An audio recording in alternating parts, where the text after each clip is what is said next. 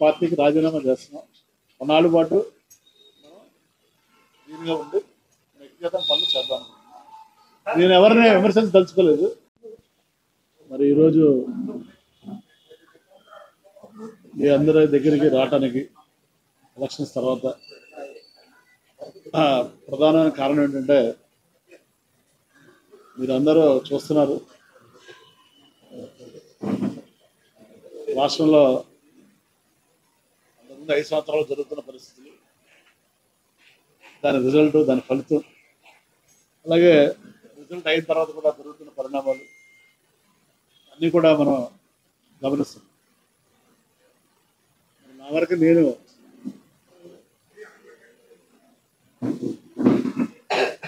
2009లో మరి పద్మభూషణ్ మెగాస్టార్ మరి చిరంజీవి గారి యొక్క ఆశీస్సుతోటి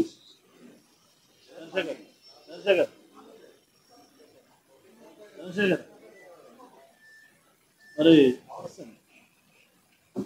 వారి యొక్క ఆశీస్సులతోటి మన 2009లో రాజకీయాల్లో రావడం జరిగింది. మొట్టమొదటిసారిగా రాగానే భీమిలి నుంచి ఎమ్మెల్యేగా ఎన్నుకోవడం జరిగింది. మరి దానికి ముఖ్యంగా కారకులు నాగబాబు గారికి, చిరంజీవి గారికి, పవన్ కళ్యాణ్ గారికి ధన్యవాదాలు. అలాగే మరి 2000 అప్పుడు రాష్ట్రం పెట్టిన తర్వాత 2014లో తెలుగుదేశం పార్టీలో జాయిన్ అయ్యి మరి పార్లమెంట్ సభ్యుడిగా అనకాపల్లి జిల్లా అవకాశాన్ని ఇచ్చారు చంద్రబాబు గారు, వారికి కూడా ధన్యవాదాలు. అలాగే తర్వాత జరిగిన పరిణామాలు 2019లో మళ్ళీ భీమిలి నుంచి ఎమ్మెల్యేగా పోటీ చేసే అవకాశం, అలాగే మంత్రిగా అవకాశం జగన్మోహన్ రెడ్డి గారు కల్పించారు. మరి మొన్న కూడా పోటీ చేసే అవకాశం కల్పించారు, దానికి కూడా ధన్యవాదాలు. మరి ఎన్నేళ్ల రాజకీయ జీవితంలో నేను ఎక్కడ కూడా ఎవరి దగ్గర మరి ఒక న్యాయ పైసా లంచం తీసుకోకుండా, మరి ఎవరి దగ్గర కూడా ఎలాంటి అవినీతికి కానీ ఎలాంటి ఆరోపణలకి పాల్పడకుండా, మరి ఎలాంటి రాగద్వేషాలు కానీ, ఎలాంటి అవినీతి కానీ, బంధుప్రీతి కానీ, అశ్రిత పక్షపాతం కానీ లేకుండా నా శక్తి మేరకు భగవంతుడు నాకు ఇచ్చిన అవకాశాన్ని, ప్రజలు నాకు ఇచ్చిన అవకాశాన్ని, పార్టీలు నాకు ఇచ్చిన అవకాశాన్ని చిత్తశుద్ధితోటి, నిజాయితీతోటి నేను పనిచేసి నా నిజాయితీని నిరూపించడం జరిగింది. దానివల్లే మరి 2 సార్లు భీమిలి శాసనసభ్యుడిగా, ఒకసారి అనకాపల్లి పార్లమెంట్ సభ్యుడిగా గెలిపించినటువంటి ప్రజలకి, మరి ప్రోత్సహించినటువంటి పార్టీ అధ్యక్షులకి, నాయకులకి అందరికీ కూడా మీ ద్వారా, అలాగే పాత్రికేయ రంగం మరి నా అభివృద్ధిలో పాత్రికేయ మిత్రులు కూడా మన తమ కుటుంబ సభ్యుల్లా చూసి మీరు ఎంతో నన్ను ప్రోత్సహించారు. దానికి మీకు, పాత్రికేయులకి, అధికారులకి, ప్రజలకి, పార్టీ నాయకులకి పేరు పేరున, ఎందుకంటే అందరూ ఉన్నారు నా ఆశ్రయులు, అన్ని పార్టీలు కూడా, వారందరికీ కూడా పేరు పేరున హృదయపూర్వక నమస్కారాలు, ధన్యవాదాలు తెలియజేస్తున్నాను. అయితే మనం కొద్ది కాలంగా చూస్తుంది, నేను ప్రజాసేవ చేద్దాం రాజకీయాల్లోకి వచ్చాను. అప్పటి నుంచి రాజకీయాల ద్వారా ఇది లబ్ధి పొందాలంటే రాలేదు, నేను లబ్ధి కూడా పొందలేదు. మీరు చూసారు గత 16 సంవత్సరాల నుంచి, 7 ఏళ్ళ నుంచి నాకు పొందే ఉద్దేశం కూడా లేదు. అలా ఒక రూపాయి కూడా నేను సంపాదించలేదు, సంపాదించే ఉద్దేశం లేదు. సో ప్రజాసేవ చేద్దాం వచ్చాం. అది మనం అనుకున్న కొన్ని చేయగలిగాము, కొన్ని చేయలేము, అది సహజం ఎక్కడ. కాకపోతే మొన్న జరిగిన ఎలక్షన్లో కొంచెం చాలా బాధ కలిగించింది. ఎందుకంటే 5 సంవత్సరాలు ప్రజల మధ్యనే ఉండి 7-8 గంటల రోజుకి గడప గడపకి తిరిగి మరి సుమారు 3,70,000 ఓటర్లు ఉన్నారు భీమిలి నియోజకవర్గంలో. 3,70,000 ఓటర్లలో కనీసం 3,50,000 మందిని టచ్ చేశారు. మరి సేవ చేశాం, 8 గంటలు తిరిగాం. తర్వాత ప్రతి ఇంటికి ఏదో లబ్ధి చేకూర్చాం. వైట్ కార్డు హోల్డర్ ఉన్నారు. అన్నిటికంటే ముఖ్యంగా కరోనా టైంలో ఈ జిల్లాకి నేను సింగిల్ మంత్రిగా ఉన్నాను. నాకు కూడా 3 సార్లు కరోనా వచ్చింది, మా కుటుంబ సభ్యులు కూడా కరోనా వచ్చింది. మరి నేను కరోనా కూడా నేను హైదరాబాద్లో ట్రీట్మెంట్ ఇచ్చుకోగలను కార్పొరేట్ హాస్పిటల్. కరోనా కూడా ఇక్కడే ఉండి నేను కేజీహెచ్లోనే ట్రీట్మెంట్ తీసుకున్నాను. అంత నిస్వార్థంగా అంత ప్రేమతోటి నేను పనిచేయడం జరిగింది నాకు ఇచ్చిన అవకాశం. మరి నా వరకు నేనైతే 100కి 100 న్యాయం చేస్తాను అనుకుంటున్నాను. కానీ ఏదేమైనా మన ప్రజల తీర్పుని తీసాం. మన ప్రజా తీర్పుని మనం గౌరవించాల్సిన బాధ్యత అందరి మీద ఉంది. సో నేనైతే ఎవరిని బ్లేమ్ చేయట్లేదు. కాబట్టి నేను ఇంతవరకే రాలేదు ఎలక్షన్స్ అయిన తర్వాత. నేను కూడా అబ్జర్వ్ చేస్తున్నాను, మీ టీవీ ఛానల్స్ కానీ పేపర్లు కానీ మేధావులు కానీ ఎవరైనా సరే ఈ ప్రజా తీర్పు సరే ఎలక్షన్లో ఒకసారి ఒక పార్టీ ఓడిపోతే ఒక పార్టీ గెలుస్తుంది. దీనికి కారణాలు ఏంటి అని విశ్లేషణ చేస్తారా? కొంతమంది ఏమో ఈవీఎంలు అంటారు, కొంతమంది ఏమో ఏదో రకరకాలుగా అనాలిసిస్ మీరు చేసుకుంటూ వచ్చారు. సో ఇదేంటంటే ఒక కేస్ స్టడీ. మీరు కూడా అసలు ప్రజలు ఎందుకు తిరస్కరించారు అనేది కూడా మీరు ఒకసారి కేస్ స్టడీ చేయాలి.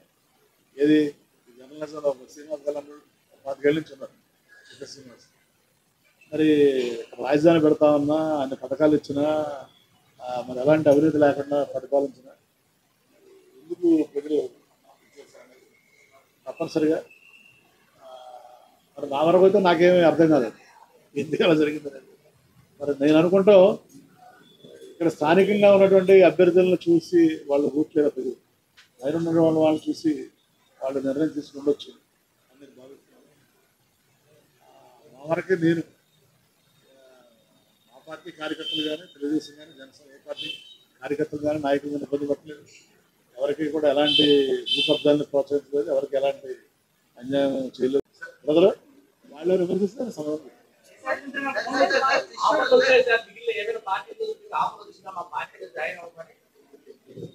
వస్తే రాకుండా ఉంటాయి ఎన్ని కాదు.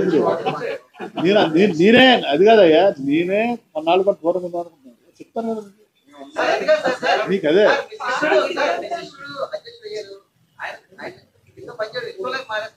అది తప్పదు. జగన్ గారు నన్నే ప్రెసిడెంట్ ఉండమన్నారు, నేనే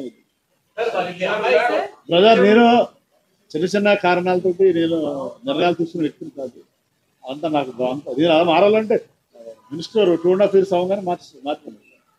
నా వ్యక్తిగత ఈగోల కోసం, నా వ్యక్తిగత ప్రయోజనాల కోసం ఎప్పుడు నేను అనేది ఒకటే. ఇవాళ రాష్ట్రం మనం చూసాం, రాష్ట్రం విడిపోయింది, 2 రాష్ట్రాలు విడిపోయింది.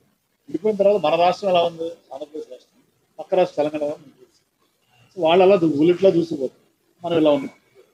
దీనికి మనం ఎవరు అనేది ప్రజలు మనం కూడా ఆలోచించాలి. ప్రతి మనిషికి ఆయన చెప్పినట్టు వ్యక్తిగత సినిమా చెప్పిన ఉంటుంది ఎజెండా, కానీ వ్యక్తిగత ఎజెండా కానీ సొసైటీ ఎజెండా అనేది చాలా ఇంపార్టెంట్. సొసైటీ ముందుకెళ్తే మనం ముందుకెళ్తాం, మనం ముందుకెళ్ళిన సొసైటీ ఎలా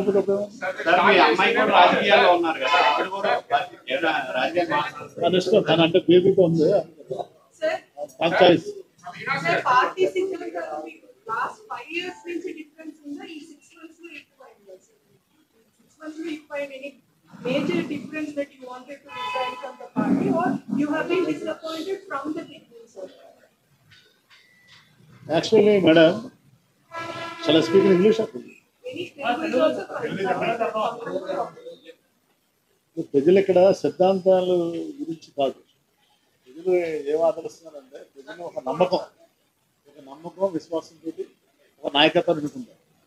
ఎన్నుకున్నప్పుడు ప్రజల ఆకాంక్షలకు అనుగుణంగా పనిచేయాల్సిన బాధ్యత ప్రతి పార్టీ మీద, ప్రతి నాయకుల మీద ఉంటుంది. ఆ ఆకాంక్షల్ని నెరవేర్చడం విఫలమైనప్పుడు వచ్చేటువంటి ఇబ్బందులు ఇవన్నీ.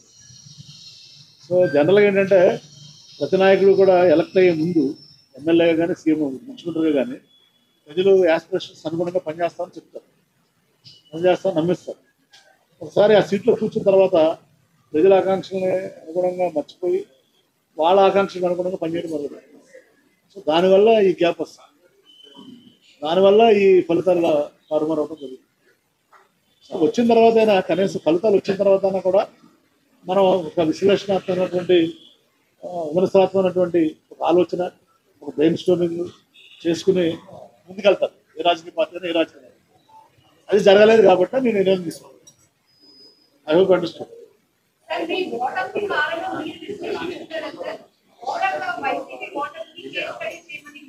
మనందరికీ తెలుసు కదమ్మా అవన్నీ, ఇంకా అన్ని మాట్లాడుకుంటుంది.